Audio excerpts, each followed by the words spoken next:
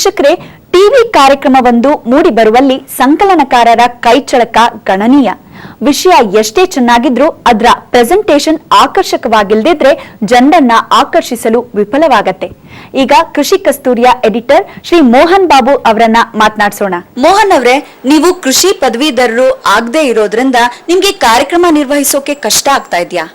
ಖಂಡಿತವಾಗ್ಲೂ ನನಗೆ ಈ ಒಂದು ಕೃಷಿ ಕಸ್ತೂರಿ ಕಾರ್ಯಕ್ರಮ ಮಾಡಬೇಕಾದ್ರೆ ಸ್ವಲ್ಪ ಕಷ್ಟ ಅನಿಸ್ತದೆ. ಯಾಕಂದ್ರೆ ಎಡಿಟಿಂಗ್ ಬಗ್ಗೆ ನನಗೆ ಏನೆಲ್ಲ ನಾಲೆಡ್ಜ್ ಇದ್ರೂ ಸಹ ಈ ಒಂದು ಪ್ರೋಗ್ರಾಮ್ ಮಾಡ್ತಾ ಇರಬೇಕಾದ್ರೆ ರೈತರು ಇರ್ಬೋದು ಅಥವಾ ಸೈಂಟಿಸ್ಟ್ಗಳು ಇರ್ಬೋದು, ಬೇರೆ ಯಾರಾದರೂ ಆಗಲಿ ಈ ಒಂದು ಇನ್ಫಾರ್ಮೇಶನ್ ಕೊಡ್ತಿರ್ಬೇಕಾದ್ರೆ ಅದ್ರ ಬಗ್ಗೆ ಹೇಳ್ತಿರ್ಬೇಕಾದ್ರೆ ಏನಾಗುತ್ತೆ, ಅವ್ರು ಹೇಳ್ತಿರೋದು ಎಷ್ಟು ಕರೆಕ್ಟ್ ಇದೆ, ಎಷ್ಟು ಸರಿ ಇದೆ, ಎಷ್ಟು ಸರಿ ಇಲ್ಲ ಅಂತ ಹೇಳ್ಬಿಟ್ಟು ನಾನು ಜಡ್ಜ್ ಮಾಡೋದಕ್ಕೆ ಆಗೋದಿಲ್ಲ. ಸೊ ಅಂಥ ಟೈಮಲ್ಲಿ ಏನಾಗುತ್ತೆ ಅಂದರೆ ನಮ್ಮ ಡೈರೆಕ್ಟ್ರು ಅಥವಾ ಅಸಿಸ್ಟೆಂಟ್ ಡೈರೆಕ್ಟರ್ ಯಾರು ಇರ್ತಾರೆ ಕೃಷಿ ಬಗ್ಗೆ ಗೊತ್ತಿರೋ ಅಂಥವ್ರ ಮೇಲೆ ನಾನು ಡಿಪೆಂಡ್ ಆಗಬೇಕಾಗತ್ತೆ. ಸೊ ಅದಕ್ಕೋಸ್ಕರ ನನಗಿಲ್ಲಿ ಏನು ಅನ್ನಿಸ್ತಾ ಇದೆ ಅಂತಂದರೆ, ಕೃಷಿ ಬಗ್ಗೆ ನಾಲೆಡ್ಜ್ ಇಲ್ಲದೆ ಇರೋದ್ರಿಂದ, ವ್ಯವಸಾಯದ ಬಗ್ಗೆ ಅಷ್ಟೊಂದು ತಿಳುವಳಿಕೆ ಇಲ್ಲದೆ ಇರೋದ್ರಿಂದ ಈ ಒಂದು ಎಡಿಟಿಂಗ್ ಮಾಡ್ತಿರ್ಬೇಕಾದ್ರೆ ನನಗೆ ಸ್ವಲ್ಪ ಕಷ್ಟ ಅನ್ನಿಸ್ತಾ ಇದೆ. ಈಗ ನನಗೂ ಸಹ ವ್ಯವಸಾಯದ ಬಗ್ಗೆ ಗೊತ್ತಿದ್ರೆ ಯಾರೊಬ್ಬರ ಮೇಲೆ ಡಿಪೆಂಡ್ ಆಗದೆ ನನ್ನಷ್ಟು ಕೆಲಸ ನಾನು ಮಾಡ್ಕೋಬಹುದು ಅಂತ ಈಗ ಅನ್ನಿಸ್ತಿದೆ ನನಗೆ. ಪ್ರಿಯ ವೀಕ್ಷಕರೇ, ಇಷ್ಟು ಹೊತ್ತು ಈ ನಿಮ್ಮ ಕೃಷಿ ಕಸ್ತೂರಿ ಹೇಗ್ ಮೂಡ್ ಬರುತ್ತೆ ಅಂತ ತಿಳಿದುಕೊಂಡ್ರಿ.